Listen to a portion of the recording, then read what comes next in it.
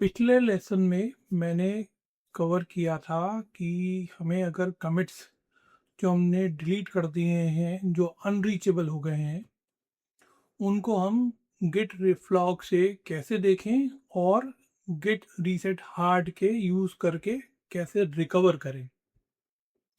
इस लेसन में मैं कवर करूँगा कंसेप्ट जिसमें कि जो डिलीटेड कमिट हैं, जो अनरीचेबल कमिट्स हैं, उन्हें हम रिकवर करें पर एक नई ब्रांच में डाल के रिकवर करें। इससे हमारी जो ओरिजिनल ब्रांच है वो क्लीन रहेगी, पर जो हमारे कमिट से जो डिलीट हो गए थे उन्हें हम एक नई ब्रांच के अंदर ले लेंगे। तो इसमें कोई रॉकेट साइंस नहीं है, बहुत कुछ कॉम्प्लिकेटेड नहीं है। एक कमांड का डिफरेंट तरीके से यूज़ है रिकवरी का। तो बाकी आपने अगर पिछला लेसन देखा है और आपको अच्छे से समझ में आ गया है तो ये लेसन समझने में आपको कोई दिक्कत नहीं होगी। तो चलिए शुरू करते हैं। लेसन प्लान लेके आता हूँ और फिर इसके साथ में इसका गिट बैश भी अपना लेके आता हूँ। ठीक है, तो यहाँ पर लेसन के ऑब्जेक्टिव अगेन मैंने लिस्ट कर दिए हैं। मुद्दे की बात सेम है, क्या कि गिट रिफ्लॉग हेड के मूवमेंट को ट्रैक करता है।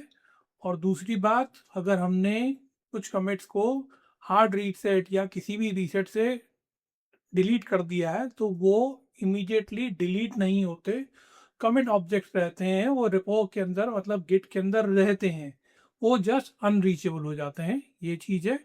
और अब हम करेंगे कि ब्रांच बना के इन कमिट्स को कैसे रिट्रीव किया जाता है या रिवाइव किया जाता है, इसमें देखेंगे।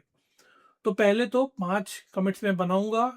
इसको आप देखना चाहो तो आगे क्विकली फॉरवर्ड करके इन स्टेप्स को स्किप कर सकते हो। तो मैं यहाँ से शुरू करता हूँ।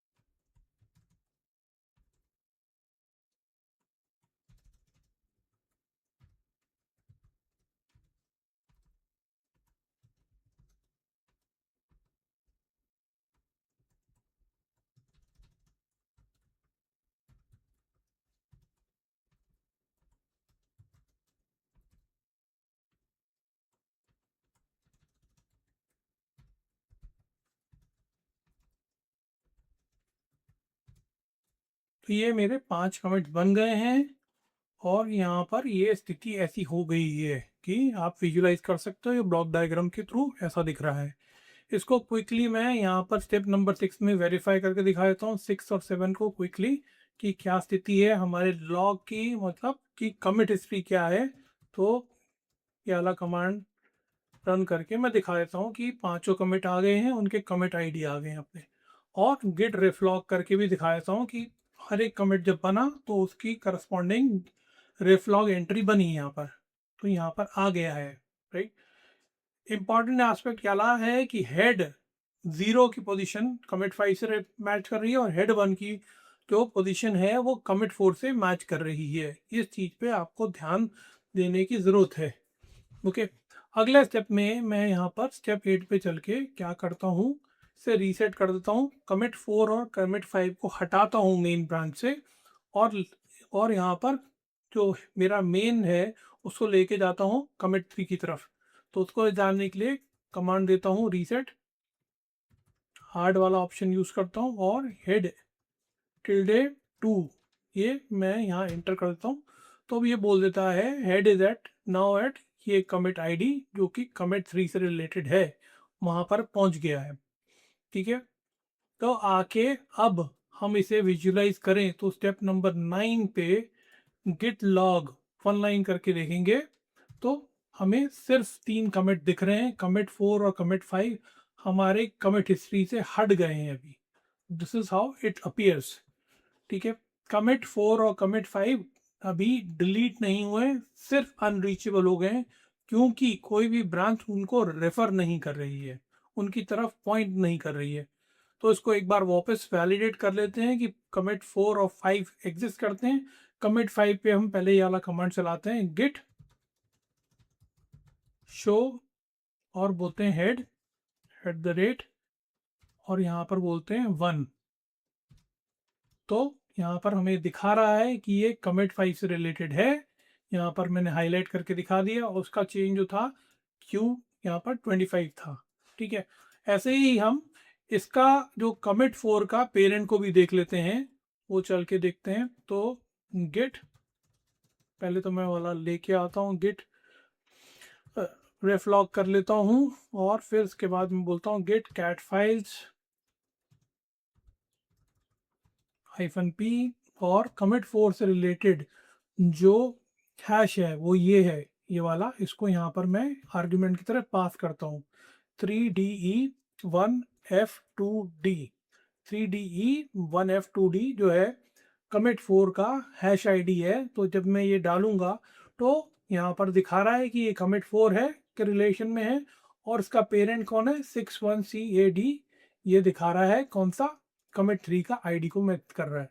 तो दिस अगेन वैलिडेट्स कि हमारा जो कमिट 4 और कमिट 5 अभी जिंदा हैं, मरे नहीं है, डिलीटेड नहीं है।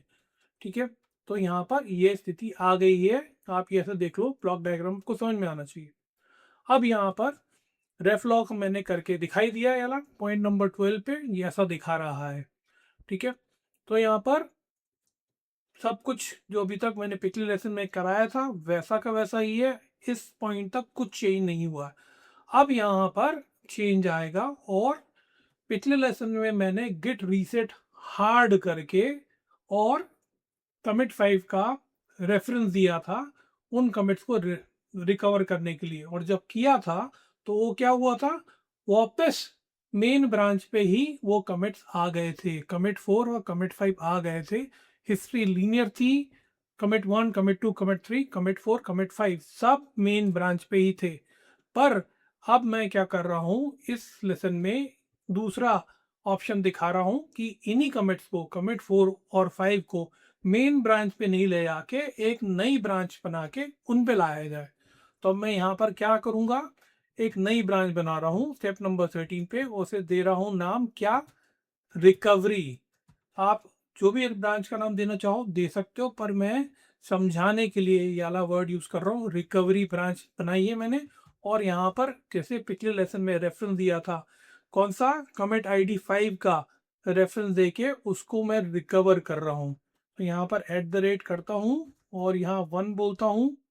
तो यहाँ पर 1 क्यों दे रहा हूँ, एक बार आपको वापस दिखा दूं। ये जो रेफरेंस दे रहा हूँ ये यहाँ पर रेफ लॉग पे अगर आपने दिया है तो हेड @1 किसकी तरफ पॉइंट कर रहा है, कमिट 5 की तरफ। तो या तो मैं ये वाला ऑप्शन दे सकता हूँ यहाँ पर, या हेड 5 से रिलेटेड कमिट 5 का जो हैश आईडी है कौन सा है, BE6E36D, ये भी पास कर सकता हूँ। दोनों में एक ही रिजल्ट मिलेगा अपने को। ठीक है, तो ये मैं रन करता हूँ, और जब मैं रन करूंगा तो ये क्या है, ये कमिट कहाँ पर चले गया, कमिट 4 और 5 ब्रांच कहाँ पर चला गया, रिकवरी पे चला गया है। तो यहाँ पर आप इसको ऐसे विजुलाइज कर सकते हो कि ऐसा हुआ है। हेड हमारा अभी कहाँ पर है, मेन पे ही है, क्योंकि हमने ब्रांच बनाई है रिकवरी। हमने ब्रांच बनाते वक्त ब्रांच को स्विच नहीं किया। ओके, -C वाला ऑप्शन फ्लैग मैंने नहीं दिया था, इसलिए अभी भी हेड कहाँ पर है, वहीं पे है जहां पर था। तो क्विकली अब हम चेक कर लेते हैं दो चीजें। गिट ब्रांच में करूंगा तो यहाँ पर हमें दो ब्रांच दिखेंगी।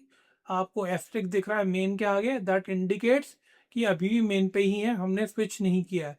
और इसमें अगर मैं -V वाला फ्लैग देता हूं तो ये हमें एडिशनल इंफॉर्मेशन ये भी देता है कि कौन सी ब्रांच कौन से कमिट की तरफ पॉइंट कर रही है। तो मेन जो है वो कमिट 3 के पे है, और उसका कमिट 3 का आईडी ये है, हैश आईडी। कमिट जो रिकवरी ब्रांच है वो कमिट 5 पे है, और कहाँ पर, इस पे है। तो ये दोनों ब्रांचेस मेन और रिकवरी उनकी करस्पॉन्डिंग ब्रांच लोग कमिट्स के टिप पे पॉइंट कर रही है। तो मेन में टिप क्या है, कमिट 3 है, और ब्रांच जो रिकवरी ब्रांच है उसकी जो टिप है वो कमिट 5 है। ओके, तो यहाँ पर ये आपको ध्यान रखने की ज़रूरत है। Main still point towards commit 3, recovery point towards commit 5। अच्छा ठीक है, अब यहाँ पर एक स्मॉल चेंज जो आपको फोकस करने की ज़रूरत है वो है कि जब मैं गिट रेफलॉग दूंगा तो नई एंट्री नहीं बनी है। नई एंट्री बनी है काहे के लिए? जब हमने अभी हमने क्या किया है, कुछ नया तो बनाया नहीं है। ठीक है, तो यहाँ पर let me bring it up, फिर उसके बाद एक्सप्लेन करता हूँ। तो यहाँ पर क्या है, ये रीसेट तो था, उसमें कोई चेंज नहीं हुआ। रीसेट मूविंग टू हेड 2 जो कमिट 3 की तरफ गया था वो हेड यहाँ पर रिलेटेड था। कमिट 3 का आईडी कहाँ है आपका, ये देखो, ये है 6C1CAD52 जो यहाँ पर रिपीट हो रहा है। ओके, अगेन गिट रेफलॉग का जो पहला लेसन था उसमें मैंने समझाया था कि एक ही कमिट आईडी बार बार आ सकता है गिट रेफलॉग के रिकॉर्ड्स में। क्यों आ सकता है? क्योंकि हमारा हेड यहाँ से वहाँ जब भी मूव होता है तो हेड की लोकेशन या पोजीशन को गिट रेफलॉग के जो अपना डायरी है या लेजर है या उसके अंदर रिकॉर्ड किया जाता है। तो यहाँ पर आ गया है।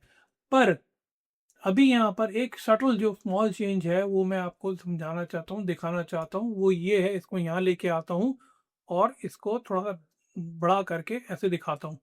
तो आप देखोगे, थोड़ा और बड़ा कर देता हूँ यहाँ पर। तो यहाँ पर ये जो एंट्री थी, ये वाली एंट्री, इसमें मॉडिफिकेशन हुआ है। ठीक है, देखो पहले तो ये देख लेते हैं कितनी एंट्रीज हैं रेफलॉग के अंदर। पहली, दूसरी, तीसरी, चौथी, पांचवी, छह एंट्रीज हैं। इस यहाँ पर भी पहले भी कितनी एंट्री थी, पहली, दूसरी, तीसरी, चौथी, पांचवी और छठी। पर जो हेड एट द रेट यहाँ पर है, एट द रेट 1 वाली एंट्री है यहाँ पर जो कमिट 5 की तरफ है। ठीक है, यहाँ पर बिफोर क्रिएटिंग द ब्रांच ये ऐसी दिखा रही थी। अब आफ्टर क्रिएटिंग द ब्रांच यहाँ पर इसका रिकवरी जो ब्रांच हमने बनाए हैं यहाँ पर ये वाली एंट्री मॉडिफाई हो जाती है। नई एंट्री नहीं बनी है, वही एंट्री को मॉडिफाई करके बताया गया है कि रिकवरी जो है अब कहाँ पर दिखा रही है, पॉइंट कर रही है कमिट 5 की तरफ। ठीक है, हेड मूवमेंट नहीं हुआ, जस्ट एक ब्रांच जो बनी थी वो उसकी तरफ पॉइंट कर रही है। सो मुद्दे वाली बात ये ध्यान रखने की बात है कि जब हमने ब्रांच बनाई तो नई एंट्री नहीं क्रिएट हुई उसके अंदर, रेफलॉग के अंदर, क्योंकि हेड मूव नहीं हुआ था। पर जो एग्जिस्टिंग एंट्री थी उसी को मॉडिफाई करके वहां पर जो नई ब्रांच बनी है उसका रेफरेंस ऐड किया गया है। ओके, तो ये इम्पोर्टेंट एस्पेक्ट है जो आपको यहाँ पर अगर दिखे तो आपको समझ में आना चाहिए कि क्या हो रहा है। ओके, चलिए, तो आगे चलते हैं यहाँ पर और इसको हम ग्राफ करके भी देख लेते हैं यहाँ पर कि कैसा दिखता है। गिट लॉग 1 लाइन और बोल रहे हैं कॉल, सब ब्रांच का देखना हमें, और ग्राफ बोल रहे हैं। तो यहाँ पर हमें दिखेगा कि हिस्ट्री जो है पूरी लीनियर है। क्यों लीनियर है? क्योंकि अभी मेन ब्रांच पे कमिट 3 के बाद और कोई कमिट 4 डैश या 6 नहीं बनी है। तो कमिट 1, अगर हम रिकवरी ब्रांच के बारे में सोचे तो क्या है, कमिट 5 है उसके अंदर, उसका पेरेंट कमिट 4 है। कमिट 4 का जो पेरेंट कहाँ क्या है, कमिट 3 है। कमिट 3 का पेरेंट कमिट 2 है और कमिट 2 का पेरेंट कमिट 1 है जो कि रूट कमिट है। ठीक है, तो इसलिए पूरी लीनियर आपको यहाँ पर एस्ट्रिक दिख रहे हैं हर एक में। ओके, यहाँ पर ये अब ये ऐसी सिचुएशन है कि हेड हमारा कहाँ पॉइंट कर रहा है, कहाँ पर, अभी नहीं, एक मिनट, जब स्टेप नंबर 16 पे, अगला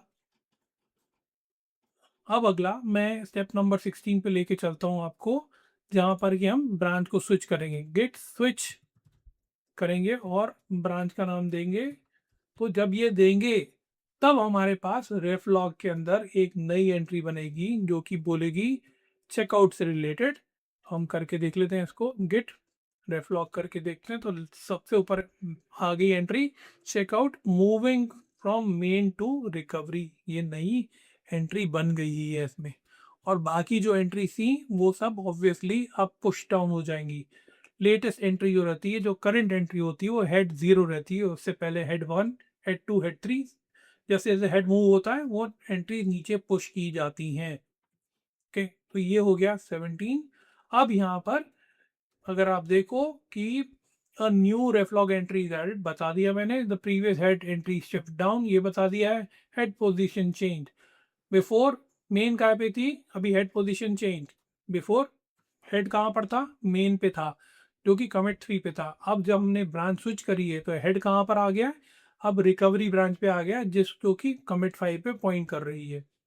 अब इसको गिट लॉग ऑनलाइन ऑनलाइन करके भी देख लेते हैं, ये ऐसा दिखाएगा आपको।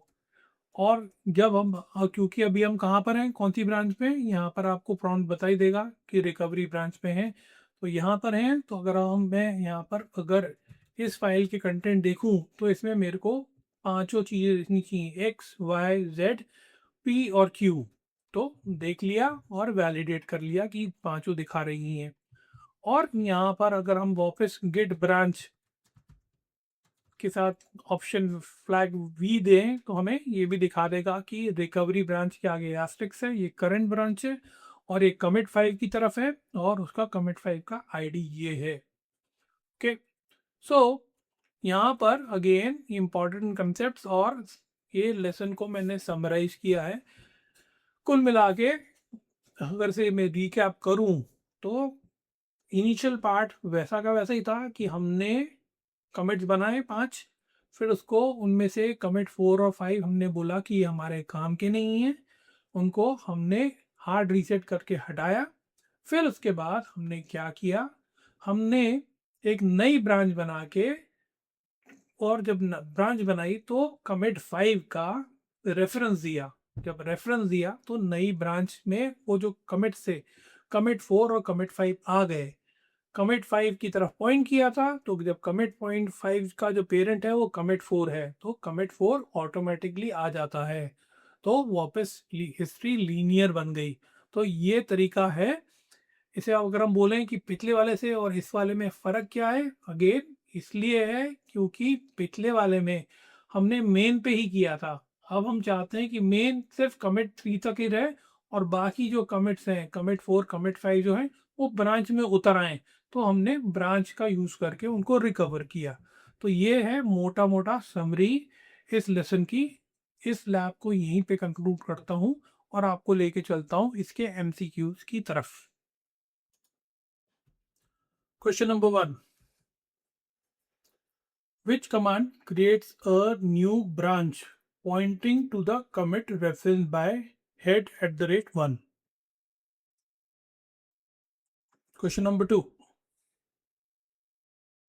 सपोज करिए कि आपको रिपोजिटरी के अंदर ये स्टेट दिया गया है आफ्टर एग्जीक्यूटिंग, क्या यहाँ पर मेन था उस पर मेन पॉइंट कर रहा है कमिट 3 की तरफ, कमिट 4 और commit 5 are no longer reachable, वो अब रीचेबल नहीं है फ्रॉम मेन बिकॉज आपने ये वाला कमांड रन किया, कौन सा, Git reset hard.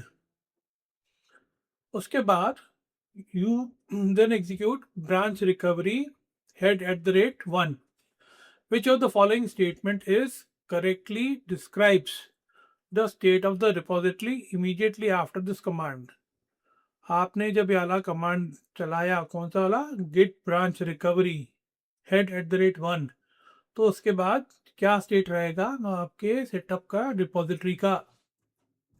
Question number 3, यहाँ पर अगेन रिपोजिटरी का सिनेरियो दिया गया है, मैं इसे पढ़ देता हूँ। और git repository currently has the following state after an accidental reset. Accidentally reset करने से ये आपके कमिट 4 और 5 अनरीचेबल हो गए हैं।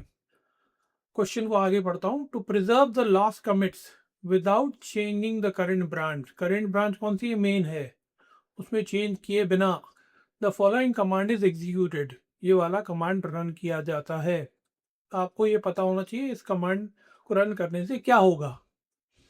तो क्वेश्चन पूछा गया है, immediately after executing this command what happens to the head reflog, तो रिफ्लॉग के अंदर क्या होता है। क्वेश्चन नंबर 4, अगेन वैसा ही सिनेरियो टाइप पर दिख रहा है, following state after an accidental reset To preserve the lost commits without changing the current branch, the following command is executed. पिछले कमांड जैसा ही है, पिछले क्वेश्चन जैसा ही है. यहाँ पर पूछा गया है immediately after executing this command git log one line shows both commit and commit 5. ये दोनों commit 4 और commit 5 वापस आपको दिखने लगते हैं log के अंदर. तो ये क्यों है? Question number 5. The following is the output of git reflog. ये git reflog का एक आउटपुट दिया गया है. उसके बाद ये 3 कमांड रन किए गए हैं. git reset, फिर git ब्रांच बनाई गई है और फिर उसके बाद ब्रांच चेंज की गई है. Which statement best describe what git does. अगला question, question number 6. The following is the output of git reflog. Next you issue the following commands. ये 3 कमांड आपने रन किए और उसके बाद सवाल ये पूछा गया है immediately after switching to recovery branch which new entry is most likely to appear at the top of the git reflog. तो आपने ये 3 कमांड रन किए, तो आपने जैसे ही स्विच किया रिकवरी ब्रांच पे तो इनमें से कौन सी एंट्री गिट रिफ्लॉग के ऊपर आ जाएगी. Question number 7. आपको एक आउटपुट दिया रिफ्लॉग का, फिर उसके बाद ये 2 कमांड आपने रन किए हैं. पहला तो रीसेट किया है, फिर उसके बाद आप कैट फाइल करके एक पर्टिकुलर हैश आईडी का पेरेंट देख रहे हो. तो इनमें से आउटपुट जो मिलेगा उसमें से तो आपको देखना है कि कौन सा पेरेंट का वैल्यू सही होगी. अगला क्वेश्चन, क्वेश्चन नंबर 8.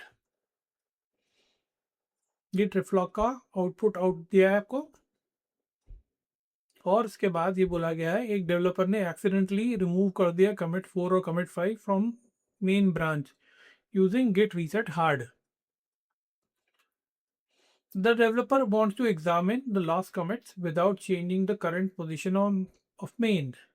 यहाँ पर पूछा गया है कि डेवलपर एग्जामिन करना चाहता है या देखना चाहता है जो कमिट 4 और कमिट 5 थे मेन में चेंजेस किए बिना, तो कौन सा तरीका यूज करेगा जिससे कि देख भी पाए और मेन ब्रांच पे अफेक्ट ना हो. Question number 9. Why do many Git users prefer recovering lost commits by creating a new branch instead of immediately using git reset वाला ये तरीका. तो यहाँ सवाल पूछा गया है कि git reset हार्ड को यूज करने के बदले ब्रांच बना के कमिट को रिकवर करने के लिए कुछ डेवलपर्स क्यों प्रेफर करते हैं. Question number 10. The following is the output of git reflog. फिर उसके बाद आपने ये कमांड रन किए, इसमें से which statement correctly describes the final state of the repository, ये आपको चेक करना है. तो ये थे हमारे 10 क्वेश्चन इस लेसन के लिए. अब इनके आंसर्स को देख लेते हैं.